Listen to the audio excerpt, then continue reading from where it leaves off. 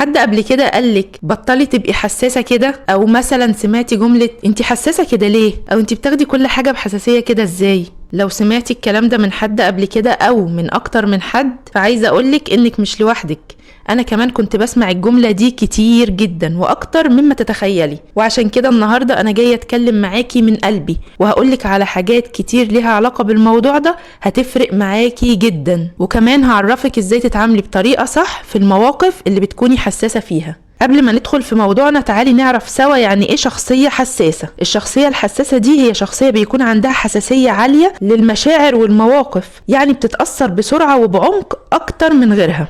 هل ده معناه انها ضعيفة؟ بالعكس، ساعات بيكون عندها قوة مميزة، بس طريقتها في استقبال العالم مختلفة. خلينا اوضح لك اكتر. الشخصية الحساسة دي بتلاحظ التفاصيل الصغيرة اللي غيرها ممكن ما ياخدش باله منها، بتتأثر قوي بالكلمة الحلوة وبرضو بالكلمة الجارحة، عندها تعاطف كبير مع الناس وتقدر تحس بمشاعرهم، وبتتأثر بالحاجات اللي حواليها، الدوشة، الزحمة، الضغوط. عندها حساسية عالية لكل ده وبتتأثر بيه زيادة.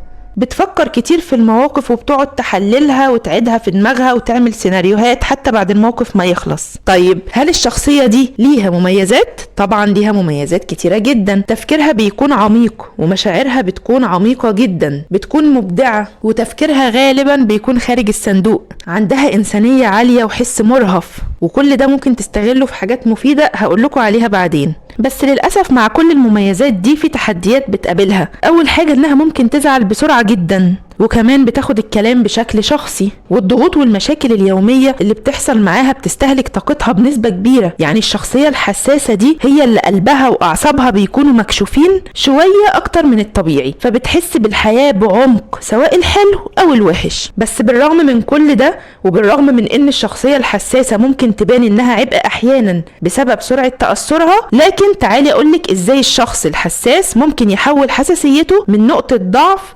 لميزة قوية جدا. اول حاجة تعمليها انك تفهمي نفسك وتتقبليها، انك تعرفي انك شخصية حساسة وتقبلي ده بدل ما تحاولي تبقي شخص تاني غير نفسك.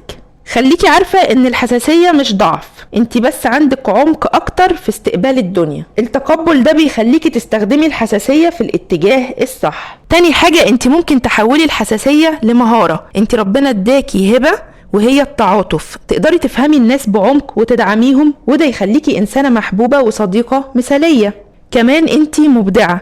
الحساسية بتخلي الخيال خصب جدا، ممكن تستثمري ده في الكتابة والفن والتصوير او حتى افكار مميزة في حياتك اليومية. كمان الوعي اللي انتي بتتميزي بيه بيخليكي تقدري تلاحظي تفاصيل غيرك ما بيشوفهاش. طب ده هيفيدك ان انتي تعملي ايه؟ اولا هيساعدك انك تاخدي قرارات افضل، كمان ممكن تتجنبي نسبة كبيرة من المشاكل اللي ممكن تقابلك. تالت حاجة هقولها لك انك تحمي نفسك من الاستهلاك. كتر الحساسية ممكن تستهلكك وتستهلك مشاعرك. طب تحمي نفسك ازاي؟ حطي لنفسك حدود واضحة، يعني ببساطة ما تحمليش نفسك فوق طاقتك قوي علشان ترضي كل اللي حواليكي. كمان فلتري الكلام، اعملي فلتر للكلام اللي بيتقالك، مش كل كلمة لازم تتجرحي منها. ساعات الناس بيتكلموا معاكي وبيقولوا كلام من غير قصد، مش كل كلمة مقصودة بنفس المعنى اللي بيوصلك. وممكن تنظمي البيئة اللي حواليكي، لو الزحمة او الدوشة بتضايقك خصصي وقت هدوء لنفسك افصلي فيه حتى لو دقايق بسيطة. كمان تفريغ المشاعر بيفرق جدا. لو موقف مضايقك ممكن تكتبيه، بدل ما هيكون في دماغك هيكبر وهيتحول لسيناريوهات كتير وهيجيب افكار تانية ومواقف تانية وهتدخلي في دوامة ما بتخلصش. مجرد ما بتكتبي الموقف على الورقة بتحسي كأنك حد غريب وبيبص من بعيد للموقف وبيحلله صح، وفجأة بتحسي ان الموقف صغر وما كانش يستاهل كل التفكير ده والتحليل ده. او ممكن تتكلمي مع شخص تثقي فيه. انا غالبا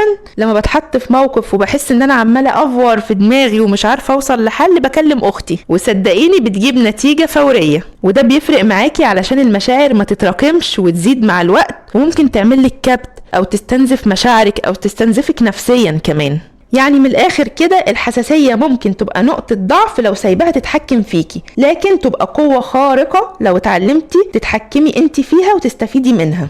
طيب عايزة مني نصايح حقيقية لو اتحطيتي في موقف سبب لك حساسية تعملي ايه؟ اول رد فعل لازم تاخديه ان انتي تاخدي نفس عميق 3 مرات من غير ما تردي، وقولي في سرك لنفسك الموضوع ممكن يكون كبير في دماغي بس مش كبير في الحقيقة، استني اما تتأكدي الاول. بعد كده اسألي نفسك الشخص ده قاصد يجرحني فعلا، ولا ده اسلوبه، ولا هو بيهزر بس هزاره رخم شوية، ولا هو من النوع اللي بيحب يدي نصايح وخلاص، او ممكن يكون اصلا مش ملم بالصورة كاملة ولا يعرف تفاصيل حياتي. ساعات اللي قدامك على فكرة مش بيفكر زيك، ولا هو اصلا شخص حساس بطبيعته او حاسس بنفس العمق اللي انت هتوصلي له. ممكن يكون قال كلمة عابرة وما فكرش اصلا ابعادها ايه. تالت حاجة، اختاري رد ذكي.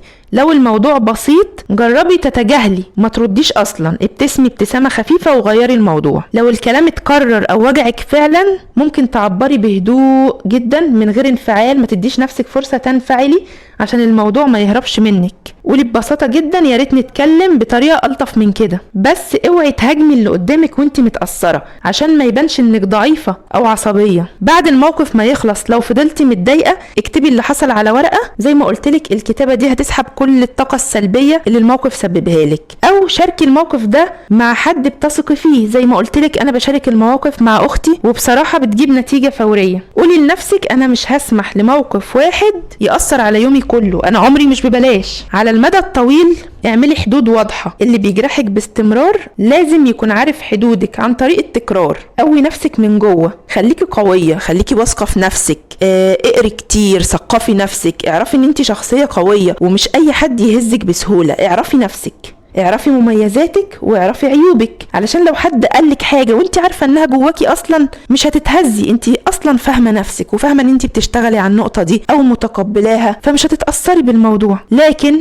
لو انت اصلا مش عارفة نفسك اي حد هيقولك كلمة هتبقى صدمة بالنسبة لك. الفكرة هنا انك تحولي رد فعلك من انفعال سريع قوي لوعي هادي. مع التمرين هتلاقيكي بتاخدي الامور اخف وما بتتكسريش بسرعة او ما بتستفزيش بسرعة او ما بتنفعليش بسرعة. حتى من جواكي مش هتلاقي نفسك مضغوطة بنفس الدرجة. يعني الحساسية في العموم شيء جميل وتعتبر هبة او هدية من ربنا، بس الشيء لما بيزيد عن حده بيتقلب ضده، ولو معرفتيش تستخدميها صح هتبقى عليكي مش ليكي. ممكن تكون حاجة بتقويكي جدا، فما تخليهاش تبينك ضعيفة. اعرفي قيمة نفسك وحبي نفسك وخليكي طيبة مع نفسك، واعرفي انك مش ضعيفة، انت قوية. وزي ما بقولك دايما سعادتك بايدك وقوتك بايدك وانا معاكي. لو عجبك الفيديو ما تنسيش تعملي لي لايك وتشتركي في القناة علشان تتابعي كل فيديوهاتي الجاية بإذن الله.